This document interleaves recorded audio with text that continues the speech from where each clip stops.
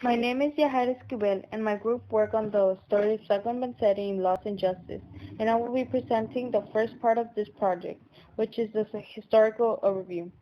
Sacco and Vanzetti were Italian-born American anarchists who were convicted of murdering a guard and a paymaster during April 1920 armed robbery of the Slater and Morrow Shoe Company in Braintree, Massachusetts, United States. The period from 1920 through 1929 is often called the Roaring Twenties because it was time of the noise, lively actions, and economic prosperity. The First World War had been good for Americans. Business factory productions had risen sharply to meet the needs of the war. For example, the cars from the 1919 it used to be 1.9 million and went up to 6.7 million.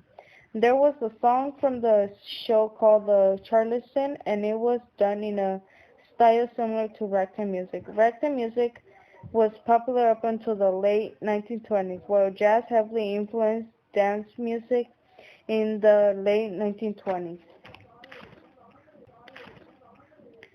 Matthews regards the flowering of the New England in the first half of the 19th century as an American Renaissance. His Kong Days, Journey into Night, and Desires Under the Elms are two of his great serious dramas. Also in the 1920s came something called the New Stagecraft. During the decade of the 20s, three were also the beginnings of the workers' C3 movement of the 1920s. To employ the stage to address issues concerning the workers and the workers' movement. In the 1920s, fashion for women were somehow long dresses and their hairstyle were short hair and will always have them up. The male's fashion was a tuxedo hat and dressing shoes. Meanwhile, with the return of the American troops at the end of the World War, in 1918, many new babies were born. The population increase led to large elementary school enrollment. In the 1920s, the number of students enrolled in secondary schools and institutions of higher learning also went up dramatically.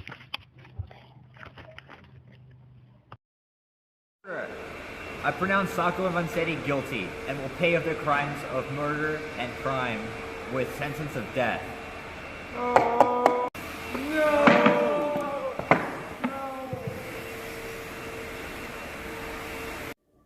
And that's what happened on May 5th, 1920, when Sacco and Vanzetti was sentenced to death by a judge there.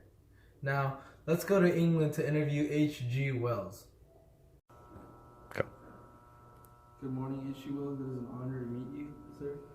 I have a couple questions for you regarding what you wrote about in Sacco and Vanzetti. To start off, what do you do personally as a job, and what inspired you to write about Sacco and Vanzetti? Thanks for having me. I'm an English writer and I wrote many novels, biographies, autobiographies, social commentary, and short stories. And why did you write about them? I couldn't help but pay attention to Judge Dyer. I wanted to investigate his life to see if his outside life could affect the case in a way. And now, let's go back to the U.S. to interview Howard Zinn. Good afternoon, Howard Zinn. Can you give us an introduction on who you are, and please explain to us why you wrote about Sacco and Vanzetti? I am an American historian and a social activist, but the main reason I wrote about them was to demonstrate the injustice of the Sacco and Vanzetti case. What made you view it as an unfair case? The fact that they were Italian immigrants and anarchists made the public hate them, which put them at a huge disadvantage by the time they enter court. You make a great point, sir. Now let's leave it at that, and until next time. So, upon analyzing both pieces of text, I've came to the conclusion that Howard Zinn's writing is better than H.G. Wells' writing. Howard Zinn gives a lot of information and data about the case, whereas H.G. Wells talks about the judge the majority of the time. Not only did Howard Zinn's text make more sense to me, but he also made a better argument. For example, what he says, quote unquote, in the summer of 1977, Governor Michael Dukakis of Massachusetts officially pronounced the two men had not had a fair trial, and immediately there were outcries. What this basically means was that their case wasn't fair, but they didn't want to admit it till later years where the case wasn't a thing anymore. Yes, it wasn't really a thing anymore. Yeah. Did you stop? Out of the two authors, the one who wrote about the intolerance was Howard Zinn, when he said, "The American system keeps control not only by a lottery of rewards, but also by a lottery of punishments. The determination to get a few obscure communists or a few obscure Italian anarchists only becomes comprehensible as part of such a system, a scheme." In the 1920s era, people wrote articles about Sacco and Vanzetti. Not only did they write articles about Sacco and Vanzetti, they also wrote poems. Some of the poems are Two Good Men by Woody Guthrie, Sacco's Letter to Son by Pete Seeger, and Ballads of Sacco and Vanzetti by Juan Baez. There are also many more songs about this case. Now, you may be asking yourself, what are the true meanings of these poems? Well, to answer that question, we are going to be bringing a special guest.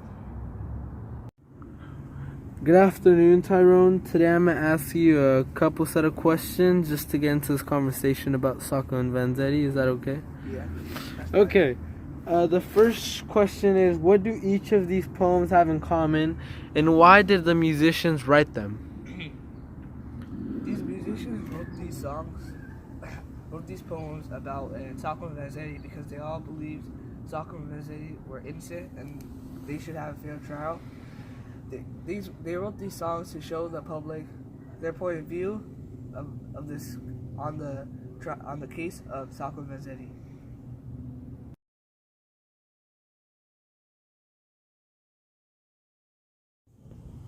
Okay, now for this set of questions, you're going to have to use your modern thinking of murder cases lately in the 21st century. And the question is, are there any similar songs written in today's modern era that kind of relate or kind of similar or different to the Sacco and Vanzetti case?